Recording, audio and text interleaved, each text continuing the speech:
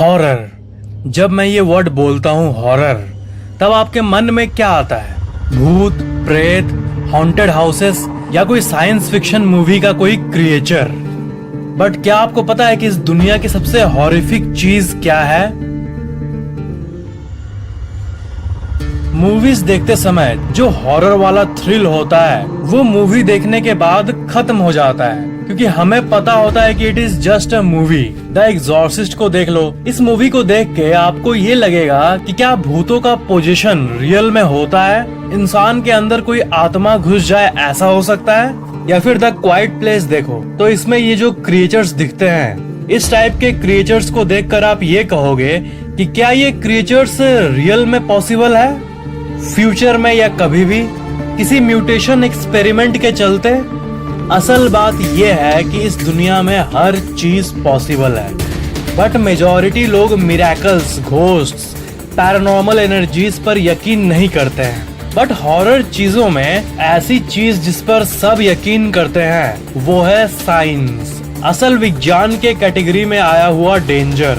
ऐसी चीज जिस पर सब यकीन करते हैं, जिस पर आप चाह कर भी यकीन नहीं करना चाहोगे, बट ये आपसे नहीं हो पाएगा। एक ऐसी हॉरिफिक कहानी है जिसके बारे में जब दुनिया याद करती है तब आज भी पूरे दुनिया के स्पाइन से चिल्स पास हो जाती है उस घटना को याद करके।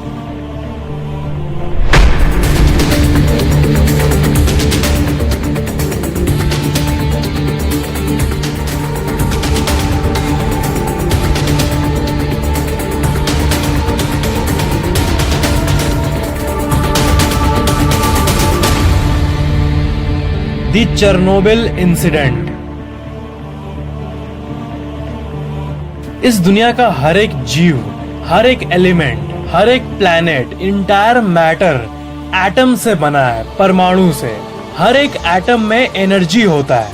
एक एटम बहुत ही ज्यादा छोटा होता है। आपका ये जो पूरा फिस्ट है, आपका ये हाथ, इसमें करीब इतने एटम्स है। इतने सारे एटम से मिलाकर आपका हैंड बना है, और हर एक एक एटम में इनक्रेडिबल अमाउंट ऑफ एनर्जी होता है। और इसी एनर्जी को आइडेंटिफाई करके इंसान ने एटॉमिक एनर्जी को डिस्कवर किया और उसे यूज करना शुरू कर दिया, कुछ बुरे कामों के लिए और कुछ यूजफुल कामों के लिए। और यूजफुल के कैटेगरी में आता है न्यूक्लियर पावर प्लांट्स, जिसे एटॉमिक पावर प्लांट भी कहा जाता है। एक एटॉमिक पावर प्लांट में बहुत सारे रिएक्टर्स होते हैं, और उस रिएक्टर के अंदर एटम की एनर्जी यानी एटॉमिक एनर्जी का यूज करके हीट पैदा किया जाता है उसके अंदर, और उसी हीट की मदद से एक बड़ा टरबाइन घूमता है और उसी से बिजली प्रोड्यूस होता है। इंडिया में करीब 22 ऑपरेटिंग न्यूक्लियर पावर रिएक्टर्स मौजूद हैं, और पूरे दुनिया में 440 से भी ज्यादा न्यूक्लियर पावर रिएक्टर्स मौजूद हैं। सबसे ज्यादा रिएक्टर्स यूनाइटेड स्टेट्स में मौजूद हैं, 95, followed by France, 56 nuclear reactors. ये जो आप साइन देख रहे हो, ये दुनिया की सबसे खतरनाक साइंस में से एक है, जिसे कहते हैं रेडियो एक्टिव साइन। जहाँ भी न्यूक्लियर एनर्जी से रिलेटेड चीजें होती हैं, वहाँ पर एक ऐसा डेंजर मौजूद होता है जो कि इनविजिबल होता है, रेडिएशन। इसलिए हर एक न्यूक्लियर प्लांट में सेफ्टी सिस्टम्स होते हैं, वर्कर्स के लिए स्पेशल कपड़े होते हैं, और सारे नेसेसरी प्रिकॉशंस मौजूद होते हैं न्यूक्लियर प्लांट्स के सिस्टम में। बट कभी कभी हादसे हो जाते हैं। 26 अप्रैल 1986, टाइम सुबह के 1:23, लोकेशन चेरनोबिल, यूक्रेन। जिस जगह पर यह डिजास्टर हुआ उसके सामने ही एक बड़ा शहर था, प्रिप्यत नाम का, और वो एक बहुत ही फेमस शहर था, और लोग वहाँ खुशी खुशी रहते थे। करीब 50,000 लोग उस शहर में रहते थे। बट 26 अप्रैल 1986 के उस रात को सब कुछ बदल गया, सिर्फ चेरनोबिल के लिए ही नहीं बल्कि पूरी दुनिया के लिए। प्रिप्यत शहर के रहने वाले लोगों को अचानक से एक लाइट दिखी, एक बहुत ही ज्यादा चमकती हुई लाइट जो कि आसमान की ओर जा रही थी। लोगों को ये लगा कि ये नॉर्मल सा कोई फैक्ट्री में आग लगने वाला इंसिडेंट होगा, और वो इलाके के सारे लोग उस इंसिडेंट को एक ब्रिज पर खड़े होकर देखने लगे। बच्चे, बूढ़े, जवान, सब कोई घर के बाहर निकलकर डिस्कस करने लगे कि आखिर हुआ क्या। इस बात से अनजान कि रेडियो एक्टिव कणें उनके स्किन को चीरते हुए उनके बॉडी सेल्स के अंदर कैंसर पैदा कर रही थी। वो ब्लास्ट इतना पावरफुल था कि वो कुछ ही सेकंड्स में चेरनोबिल और उसके आसपास के पूरे शहर में रेडियो एक्टिव डस्ट को फैला दिया। सिर्फ पास के शहरों और इलाकों में ही नहीं, बल्कि जहां पर प्लांट था उससे 30 किलोमीटर दूर तक ये dangerous invisible radio active particles फैल गए। और ये सब हुआ था एक गलती के चलते। कुछ देर पहले उसी रात को चेरनोबिल के साइंटिस्ट्स उस न्यूक्लियर पावर प्लांट के अंदर सेफ्टी टेस्ट कर रहे थे। इस घटना को आप गलती भी कह सकते हो या फिर लापरवाही भी, क्योंकि एनाटोली डियाटलोव जो कि उस रात उस टेस्टिंग वर्क को सुपरवाइज कर रहे थे, वो कुछ इम्पोर्टेंट प्रोटोकॉल्स को फॉलो नहीं किए थे। न्यूक्लियर पावर प्लांट में कुछ भी करने के लिए एक हार्डकोर सेट ऑफ रूल्स होते हैं। उन्हीं रूल्स को उन्होंने नजरअंदाज कर दिया। फिर उस गलती के चलते अचानक से उस रिएक्टर का पावर बढ़ने लगा। अचानक से हैवी पावर सर्ज होने लगा। न्यूक्लियर प्लांट्स के अंदर जो फ्यूल रॉड्स होते हैं, जो कि मेन प्रोसेस के दौरान बहुत गर्म हो जाते हैं, वो बहुत ही ज्यादा गर्म हो गए। इवेंचुअली साइंटिस्ट्स ने जल्दी से उसको पानी में डालकर ठंडा करना चाहा, बट वो फ्यूल रॉड्स इतने गर्म हो गए थे कि पूरा का पूरा पानी का टैंक 1 सेकंड में भाप बनकर उड़ गया और स्टीम और हीट का एक इमेंस बिल्डअप बना और फाइनली वो 4th न्यूक्लियर रिएक्टर एक्सप्लोड कर गया। और उस रिएक्टर के अंदर जो मेन पार्ट होता है, कोर, वो इतनी तेजी से ब्लास्ट हुआ कि वो एक्सप्लोड होने के बाद 8 टन रेडियो एक्टिव मटेरियल्स को हवा में रिलीज कर दिया।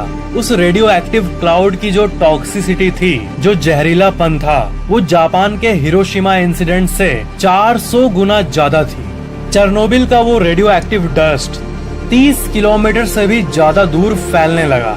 जैसे जैसे वक्त बढ़ा, वो इनफैक्ट दूसरे कॉन्टिनेंट में भी जा पहुंचा।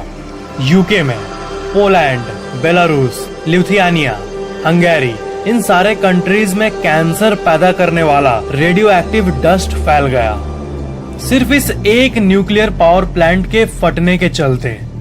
चेरनोबिल के सबसे नियरेस्ट सिटी प्रिप्यत में, जैसा कि आपको अभी पता चला, 50,000 से भी ज्यादा लोग रहते थे। इस इंसिडेंट के बाद उन सब को शहर छोड़ना पड़ा और प्रिप्यत नामक ये शहर आज भी पूरा खाली है।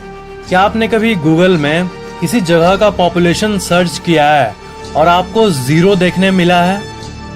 यह है प्रिप्यत, एक अबैंडन्ड शहर। प्रिप्यत के शहर का अभी का आप पिक देखोगे तो आपको वहां पर मौजूद बहुत सारी चीजें देखने को मिलेंगी जो कि सालों से अनटच्ड है। ऐसा मानो कि जमा हुआ है, एक फ्रोजन जगह की तरह। उन फैमिलीज की यादों में जो कभी यहाँ हंसते खेलते रहती थी। एंड आज भी ये चीजें रेडियो एक्टिव है। वहाँ के एक हॉस्पिटल में बहुत सारे फायर फाइटर्स के कपड़े रखे हुए हैं जो कि अभी आज के दिन भी रेडियो एक्टिव है। मीन्स उसको अगर आप टच भी करोगे तो आपके शरीर के सेल्स डैमेज होना शुरू हो जाएंगे। ये वही फायर फाइटर्स के कपड़े हैं जो कि चेरनोबिल पावर प्लांट में गए थे वहाँ पर आग को बुझाने के लिए।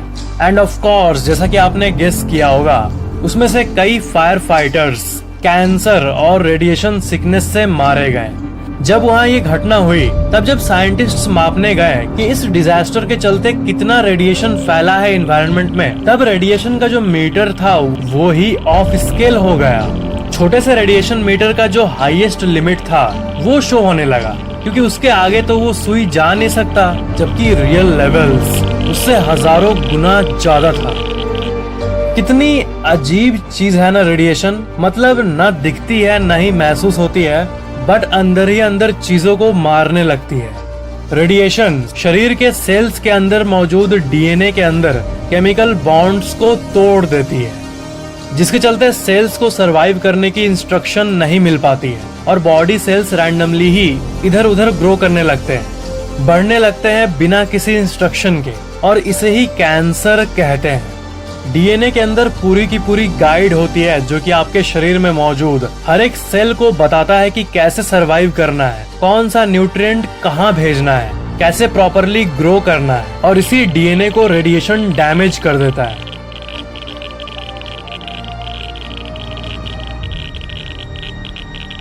और पेड़ों में भी ये लाइफ को लिटरली खत्म कर देता है।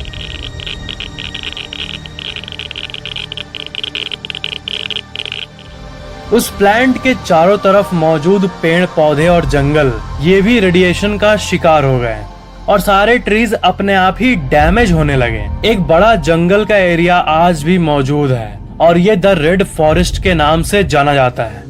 जिस ब्रिज के बारे में आपने जाना, जिस पर खड़े होकर शहर के रहने वाले लोग उसके डेंजर से अनजान उस घटना के बाद आग को खड़े खड़े देख रहे थे, उसे ब्रिज ऑफ डेथ के नाम से भी जाना जाता है और वो ब्रिज आज भी मौजूद है। आज की कंडीशन की बात करें तो इतने साल बीत गए पर उस जगह पर पूरी तरह से रेडिएशन खत्म नहीं हुआ। उस न्यूक्लियर प्लांट के बेसमेंट में एक एरिया है जहां बहुत सारा न्यूक्लियर वेस्ट है। इसमें सीमेंट और बहुत टाइप के वेस्ट है और ये इतना डेंजरस है कि इस चंक के पास अगर आप 1 घंटे खड़े हो गए तो आपकी इमीडिएट मौत हो सकती है बिना इसको टच करे। सिर्फ खड़े खड़े मौत, इंटेंस रेडिएशन के चलते। इस मास के चंक को नाम दिया गया है द एलिफेंट्स फुट। और सबसे खतरनाक बात कि ये आज भी उसी जगह पर मौजूद है और एक्टिवली रेडिएशन को छोड़ती है। और वो कितने साल तक वहां रहेगा, उसकी रेडिएशन खत्म होने में, उस वेस्ट को नॉर्मल वेस्ट होने में अभी 20,000 साल से भी ज्यादा लग जाएगा। मतलब उस पावर प्लांट में मौजूद उस वेस्ट वाले एरिया को आप दुनिया की सबसे खतरनाक जगह भी कह सकते हो। अगर उस घटना के दौरान ये वेस्ट बेसमेंट के बदले ऊपर आ जाता या किसी तरह प्लांट से बाहर आ जाता, तब जो होता that is beyond anything you can imagine.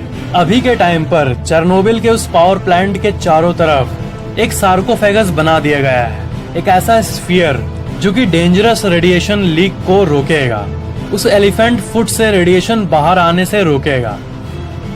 और अब साल 2020 के बाद की बात करें तो उस जगह के चारों तरफ पेड़ पौधे भी अच्छे खासे खिल रहे हैं, बट चेरनोबिल के बेसमेंट में मौजूद वो दानव, वो एलिफेंट्स फुट आज भी मौजूद है। बट उस सार्कोफेगस के चलते उसका रेडिएशन अंदर ही पैक्ड है। तो ये थी दुनिया की सबसे वर्स्ट घटना की कहानी, जिसको अगले 20,000 सालों तक इंसान को भुगतना पड़ेगा। Thank you for watching.